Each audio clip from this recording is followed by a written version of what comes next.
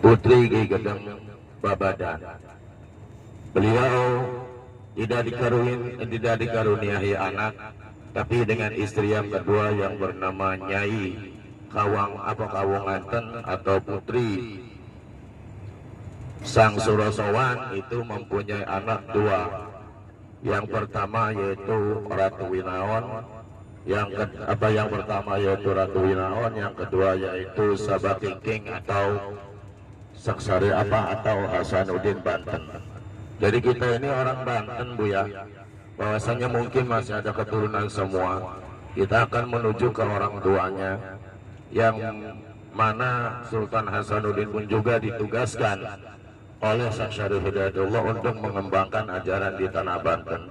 Dengan konon ceritanya sedikit, bahwasanya ada, ya kalau ada tempat atau ada tempat-tempat wali pasti ada cerita, entah itu dari cerita orang lain walaupun atau dari orang tua, yang sifatnya mudah-mudahan beliau juga membimbing kita semua. Konon ceritanya waktu kita tahu dari sejarah Keraton Kasepuhan, beliau pernah ucap, yaitu guru kami pernah ucap, adanya Sultan Maulana Hasanuddin itu di Banten, bahwasanya apa, dari masjid dia itu mempunyai, masjid itu mempunyai saka. Kalau saka mah bahasa apa ya di sini ya? Saka itu tiang ya. Mempunyai tiang dua, masjid Syekh Syarif Hidayatullah atau Sunan Gunung Jati itu mempunyai saka dua.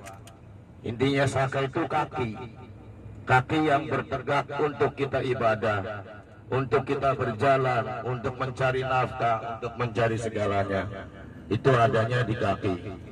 Nah dari situ Syekh Syarif Hidayatullah, si kaki yang ada di masjid Gunung Jati itu diambil satu, yaitu sebelah kirinya. Konon ini mah cerita ya. Wallahu a'lam bishawab, wallahu a'lam bimuradi. Kalau emang cerita ini kurang pas ya minta ampunten. Konon katanya diambil itu kaki kiri, terus dibalangin sama Syekh Syarif Hidayatullah. Itu nyampainya di mana? Ternyata nyampainya di Banten. Nah dari situlah Sultan Maulana Hasanuddin untuk mendirikan Masjid Banten yang berupa yaitu kaki kirinya.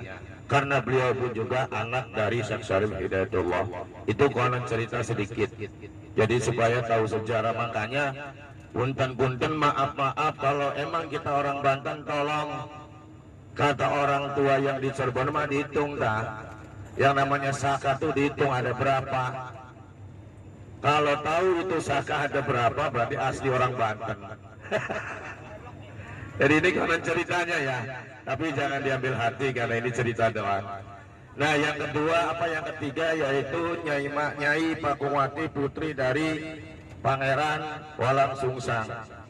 Dia tidak mempunyai anak. Nah yang keempat yaitu Syarifah Baghdad, putri dari Syekh Baghdad. Dia mempunyai anak yaitu Pangeran Jaya Kelana sama Pangeran Brata Kelana. Nah yang kelima yaitu Putri Ong Tin, dia itu dari Cina. Dia juga sama, kalau di sini tidak ada anak, tapi kalau cerita dari Kasepuhan dia mempunyai anak itu punten-punten, namanya Pangeran Arya Kemuning. Nah, kalau Pangeran Arya Kemuning itu lokasinya masih ada di daerah Kuningan. Nah, kalau adiknya wallahu a'lam bishawab, kalau nggak salah adik atau kakaknya itu namanya Pangeran Arya Kusuma Kemuning, adanya di Majalengka di Gunung Wangi. Itu dekat dekat Pangeran Wijaya Kusuma di Gunung Wangi. Satunya di situ ada petilasan, konon katanya kata cerita dari Kunconyama itu namanya ada Ki Barza Mangkubumi. Itu konon ceritanya beliau adalah Syekh Abdul Qadir Jailani. Nah di situ berdampingan ada tiga. Nah kalau di sini dari Putri Angkin tidak mempunyai anak, emang benar tidak mempunyai anak karena beliau itu tidak memperistri sebenarnya mah. Karena beliau hanya ditunjuk karena izin Allah bahwasanya Putri Ongkin itu bawa kuningan atau bawa pokhor di perutnya, ditunjuk sama Syekh Syarif Hidayatullah, ternyata itu anaknya. Ternyata itu berubah jadi anak, dan bahkan dia hamil di belak sama Syekh Syarif, ternyata anaknya yaitu tadi Pangeran Arya Kemuning.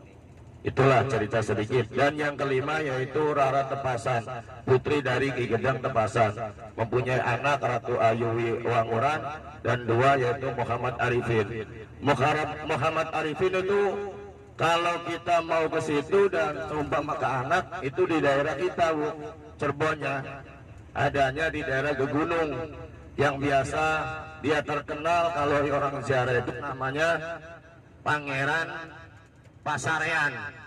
Nah, itu Muhammad Arifin alias Pangeran Pasarean adanya di wilayah kita di daerah Gegunung.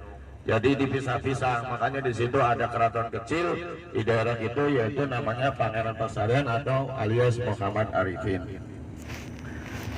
Jadi hanya sekilas ini untuk cerita bahwasanya karomah-karomah beliau itu memang banyak. Karomah yang akan kita tuju yaitu kita mungkin kalau kita ditunjuk karena dari ketua dikir ditunjuk untuk memimpin ya, memimpin di Syekh Syarif Hidayatullah, mungkin nanti ada dikiran khusus ya Bu ya. Sebelumnya saya minta izin dulu. Sebelumnya saya minta izin, nanti ada dikiran khusus yang tidak biasa kita dikir, mungkin ada yang nanti kita dikir. Karena itu memang ada biasa budaya terbiasa di Sunan Gunung Jati itu seperti itu, yang sebelumnya kami minta maaf dan minta izin. Jadi mudah-mudahan kita semua hanya sekedar mengilas balik bahwasanya sejarah-sejarah atau istri-istri kalau melihat sejarah aslinya mau nggak bakalan selesai sehari semalam. Kalau ya sejarah aslinya ada mungkin sebuku mah. Cuma ya ini hanya sekilas untuk mengetahui bahwasanya istrinya itu ada 6 yang tadi saya sebutkan. Mudah-mudahan para bapak lauta jamaah dikir al-hidayah terus dikasih kesehatan dan untuk mencintai ziarah atau rihlah ke tempat-tempat wali Allah, yang mudah-mudahan disitulah kita intinya memperkuat dengan batin kita, dengan dohir kita, intinya ngasih apa kata Kak Haji Rahmat mas support apa tuh, pasport sih, pasport jadinya ces ya. Ya mudah-mudahan ada ini, mudah-mudahan dengan keadaan kita semua di sini yang lagi keadaannya kurang baik,